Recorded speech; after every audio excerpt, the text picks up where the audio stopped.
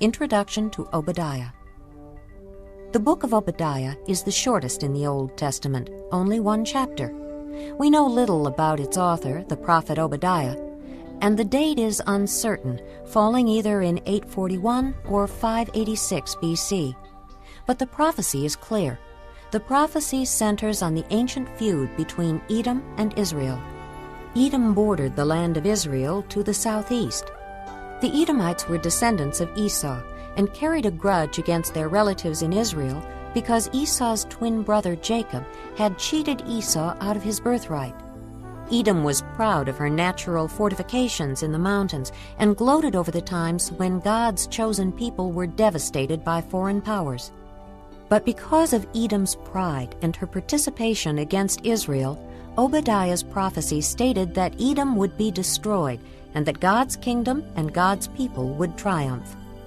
God did humble Edom, and their nation disappeared. Obadiah. The vision of Obadiah. This is what the sovereign Lord says about Edom. We have heard a message from the Lord. An envoy was sent to the nations to say, "Rise, and let us go against her for battle." See, I will make you small among the nations. You will be utterly despised. The pride of your heart has deceived you, you who live in the clefts of the rocks and make your home on the heights, you who say to yourself, "Who can bring me down to the ground?" Though you soar like the eagle and make your nest among the stars, from there I will bring you down, declares the Lord. If thieves came to you, if robbers in the night, oh, what a disaster awaits you! Would they not steal only as much as they wanted? If grape-pickers came to you, would they not leave a few grapes? But how Esau will be ransacked, his hidden treasures pillaged. All your allies will force you to the border. Your friends will deceive and overpower you. Those who eat your bread will set a trap for you, but you will not detect it. In that day, declares the Lord, will I not destroy the wise men of Edom, men of understanding in the mountains of Esau? Your warriors, O Teman, will be terrified, and everyone in Esau's mountains will be cut down in the slaughter. Because of the violence against your brother Jacob, you will be covered with shame. You will be destroyed forever.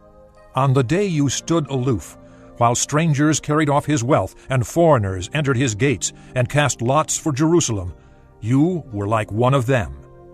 You should not look down on your brother in the day of his misfortune, nor rejoice over the people of Judah in the day of their destruction, nor boast so much in the day of their trouble.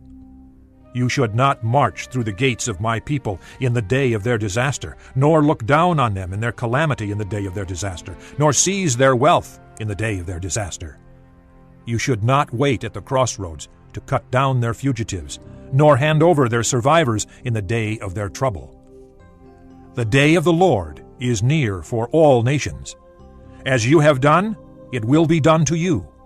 Your deeds will return upon your own head. Just as you drank on my holy hill, so all the nations will drink continually.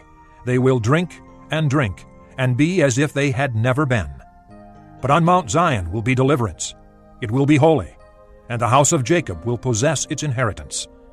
The house of Jacob will be a fire, and the house of Joseph a flame. The house of Esau will be stubble, and they will set it on fire and consume it. There will be no survivors from the house of Esau. The Lord has spoken. People from the Negev will occupy the mountains of Esau, and people from the foothills will possess the land of the Philistines. They will occupy the fields of Ephraim and Samaria, and Benjamin will possess Gilead. This company of Israelite exiles who are in Canaan will possess the land as far as Zarephath. The exiles from Jerusalem who are in Sepharad will possess the towns of the Negev. Deliverers will go up on Mount Zion to govern the mountains of Esau, and the kingdom will be the Lord's.